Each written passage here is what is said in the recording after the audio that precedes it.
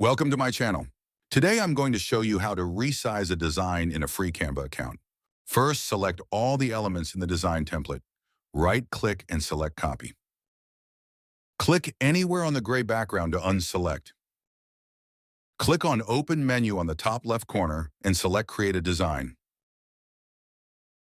Click on Custom Size and select a unit for the new design.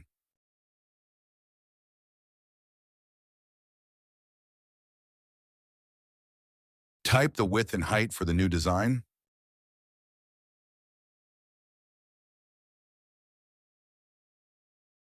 Then click on Create New Design.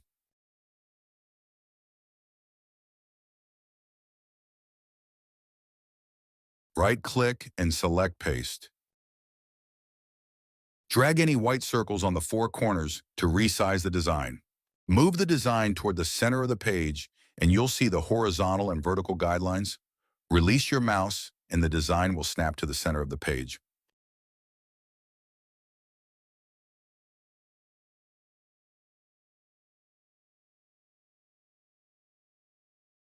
Thanks for watching. Please like and subscribe for more videos.